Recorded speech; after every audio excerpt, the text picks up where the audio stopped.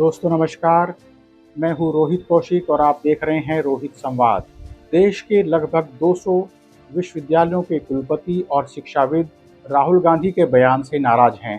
कुलपतियों की नियुक्ति से संबंधित राहुल गांधी के बयान से कुलपतियों की प्रतिष्ठा पर आंच आ गई है। जी हाँ, राहुल गांधी ने उन्हीं कुलपतियों की प्रतिष्ठा को ठेस पहुंचाई है जो अपने कुल की मर्यादा का हमेशा ध्यान रखते हैं और अपने कुल की मर्यादा बचाने के लिए, यानी पूरी शिक्षक बिरादरी की मर्यादा बचाने के लिए हमेशा ईमानदारी की राह पर चलकर एक आदर्श प्रस्तुत करते हैं। कुलपति कभी भी ईमानदारी की राह नहीं छोड़ सकते हैं। यह एक सार्वभौमिक सत्य है, यानी यूनिवर्सल ट्रुथ है कि कुलपति हमेशा ईमानदारी की राह पर ही चलते हैं। जो लोग कुलपतियों पर भ्रष्टाचार के आरोप लगाते हैं वे सब लोग झूठे होते हैं। कुलपतियों पर आरोप लगाने वाले लोग देशद्रोही होते हैं। जो कुलपति अब तक भ्रष्टाचार के आरोप में बर्खास्त हुए हैं उनकी जांच गलत तरीके से हुई है। दरअसल जांच करने वाले ही भ्रष्टाचारी होते हैं, तो वे इतने पाक साफ कुलपतियों को क्लीन चिट कैसे दे सकते हैं। कुलपतियों की नियुक्ति इतनी पारदर्शी होती है कि अंधे को भी सब कुछ स्पष्ट दिखाई देता है। इसलिए कुलपतियों की नियुक्तियों में आज तक कभी कोई हेराफेरी नहीं हुई और न हो सकती है। इसलिए कुलपति राहुल गांधी की टिप्पणी पर जरूरत से ज़्यादा नाराज हैं।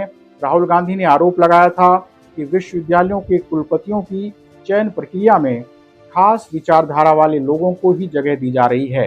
राहुल गांधी ने कहा था कि कुलपतियों की नियुक्ति योग्यता के आधार पर नहीं बल्कि आरएसएस से जुड़ाव के आधार पर हो रही है। राहुल गांधी की इस टिप्पणी से नाराज लगभग 200 विश्वविद्यालयों के कुलपतियों और शिक्षाविदों ने कानूनी कार्रवाई की मांग करते हुए खुला पत्र लिखकर कहा है कि राहुल गांधी ने राजनीतिक लाभ लेने के लिए यह बयान दिया है। राहुल गांधी के बयान पर आपत्ति जताते हुए शिक्षाविदों ने लिखा है कि कुलपतियों की नियुक्ति एक बेहद सख्त और पारदर्शी प्रक्रिया के माध्यम से की जाती है। नियुक्ति के समय व्यक्ति की अकादमिक और प्रशासनिक योग्यता तो देखी जाती है, यह भी देखा जाता है कि विश्वविद्यालयों को आगे बढ़ाने के लिए उनका क्या विजन है। हो सकता है कि राहुल गांधी ने यह बयान अतिरेक में दे दिया हो, लेकिन राहुल गांधी के बयान को पूरी तरह खारिज नहीं किया जा सकता।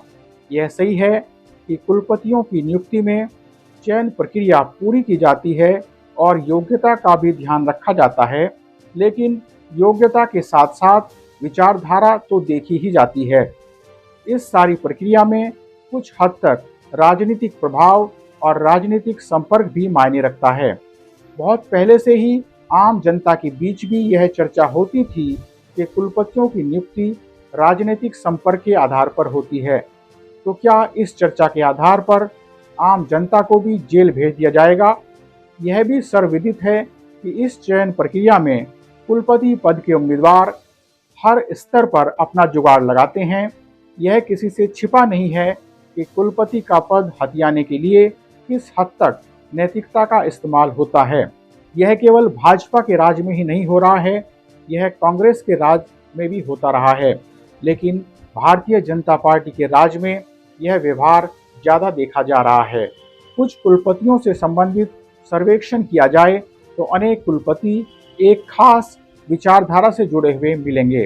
राहुल गांधी ने ऐसा बयान क्यों दिया है, यह राहुल गांधी जाने, लेकिन यह मुद्दा इतना सरल नहीं है जितनी कुलपति अपने पत्र और अपने गुस्से से प्रदर्शित कर रहे हैं।